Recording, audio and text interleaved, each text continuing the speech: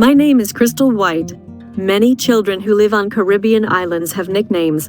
My sister's name is Catherine, but everyone calls her Polly because she is like a parrot and talks a lot. I have another sister. Her name is Rochelle, but everyone calls her Mopsy because is as skinny as a mopstick. One day when my father passed me on the stairs, he patted on my leg and he gave me the nickname Ugly. "Hi, Ugly," he said. I felt horrible. Children sometimes called me names at school, but now it was my own father who was making fun of me at home. "I'm not ugly," I protested. My father didn't reconsider his words. He repeated, "You are the ugliest child that I ever made." I began to struggle with depression and considered suicide. I thought that I would be pretty if I were thin. Every day after school, I stared into the mirror in my bedroom and picked myself apart. One day as I stood in front of the mirror, picking myself apart and crying, I heard a song come on over the radio. "Always remember that you are so beautiful," the musician sang.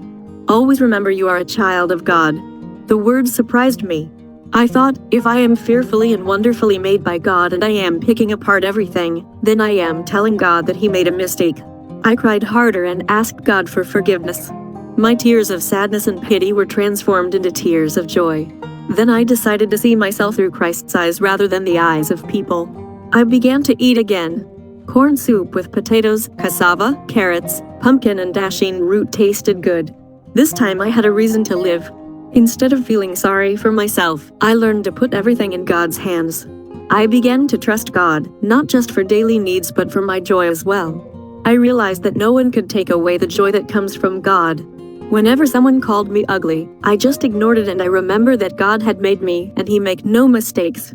I want to be the person who tells others that God has a purpose for them, just like He has for me.